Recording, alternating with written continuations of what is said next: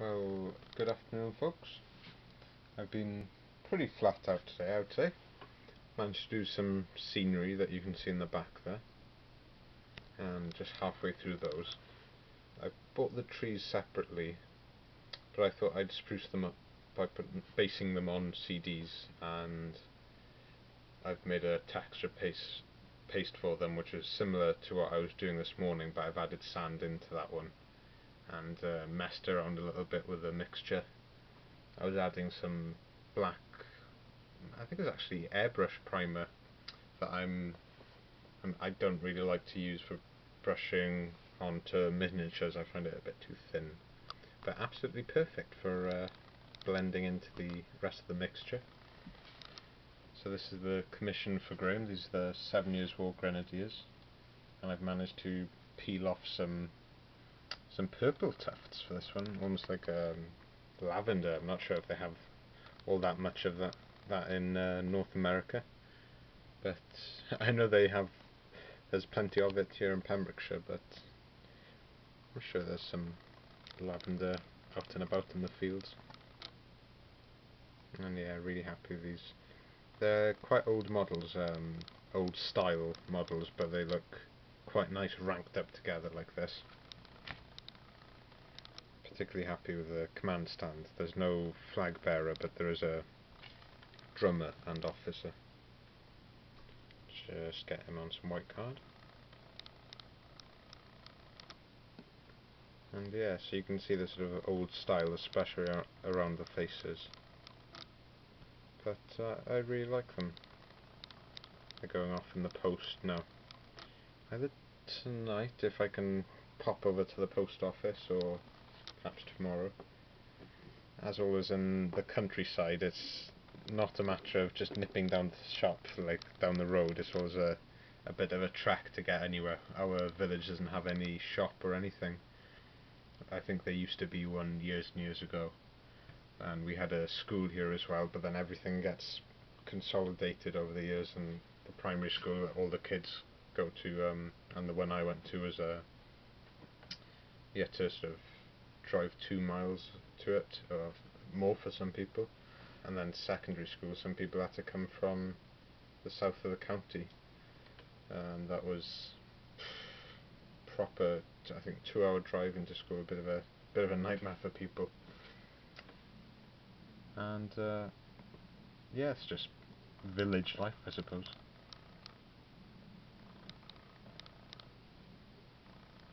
I'll just get these Confederates out now. I've got them from Martin. He's had a Perry Battle in the Box set, and he's been having some trouble painting up recently. He's had some trouble with his eyes, and it makes him go blurry and stuff, so it must be a nightmare to try and paint with well, with any sort of blurred vision or anything, because you need such, well, concentration for one thing. Hold on, they've just done the tufts, and they've managed to glue together 2 stands. There we go. These are some tufts that I managed to save from the old guard, and they've been repurposed now on some really nicely textured stands. And there you've got the Confederates. Another unit, I think my second proper unit of Confederates. I saw some of the deep sky blue colour used on the trousers for some Confederate battalions, whether they're taken from Union dead in a sort of grisly fashion, or if they were actually issued to Confederates, I'm not sure. But I've gone for a really ragtag look again for this battalion. And there they are. The only thing I need to remember with this basing method, where it's the tea leaf mixture, is that it's not as... it doesn't cover the bases as well. It's fine once you've done the grass and tufts, but what I need to remember is when I've got the figures based up on the bottle caps, you know, your milk top caps or whatever, they actually paint their plastic bases on them a sort of chocolate brown, just so that there's no grey plastic coming through or anything. But yeah, happy with those. They're fairly uniform in poses. There's one here firing. his musket, or he's a bit of a skirmisher, I think. It's nice to have, I thought it might be nice to have a few skirmishers in the actual line. There's one running here, and there's two marching poses at the back there. The officer stand, I didn't have a flag bearer, but I have put him at the back there, just pointing onwards. I just thought you didn't really want him in the front line perhaps when they're all charging, because he's in quite a static pose, but I thought they could be charging past him. And yeah, that's it for the battalion. There's well, a definite satisfaction in finishing 2 full 24-man units. There might be only 20 here, but I have 4. I think that's all I was given by Martin, but there is a few Zouaves on the way as well. I've got them off to one side. Just get them for you now.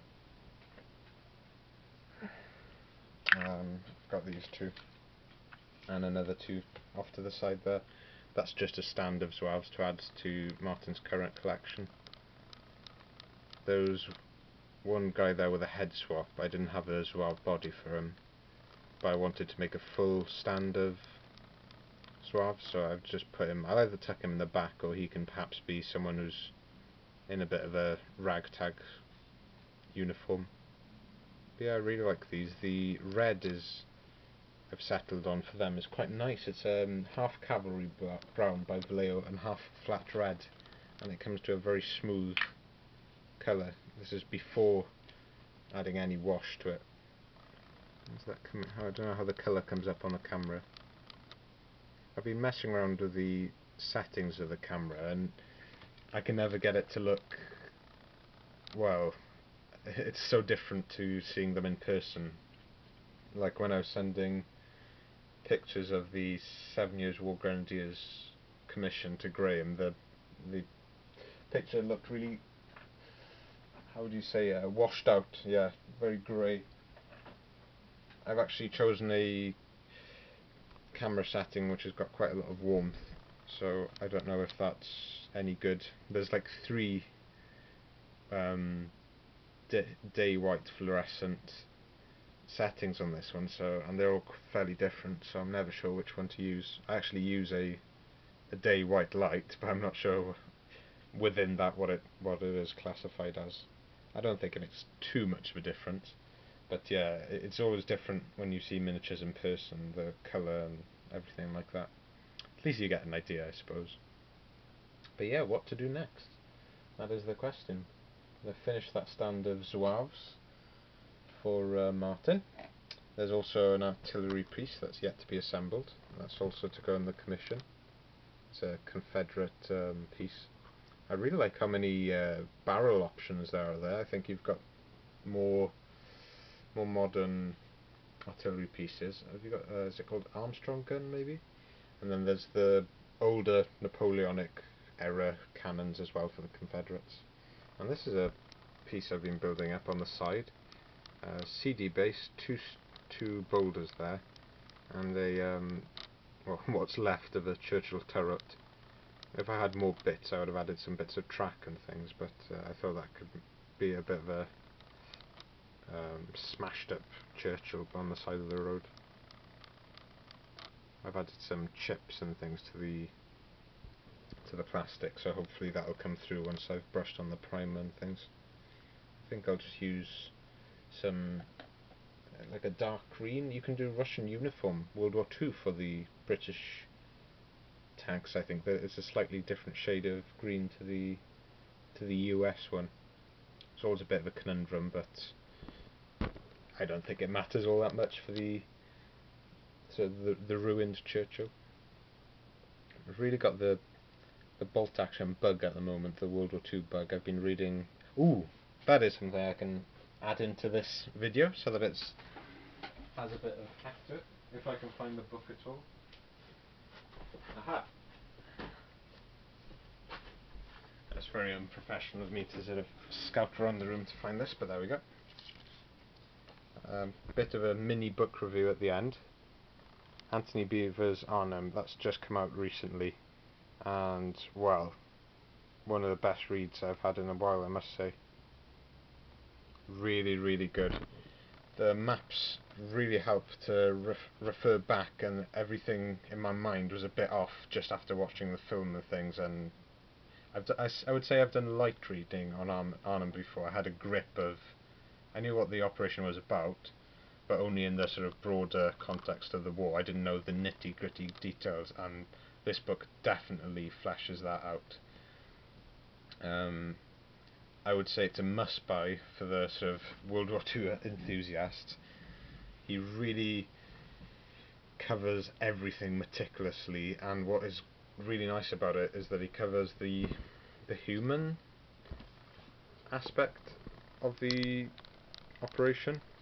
Well, just of the battle, you know, is really features lots of little human excerpts from the diaries of the people that were there, and I think that's so important. And we don't have it we don't always have that for the rest of history. You know, earlier campaigns we start to see it.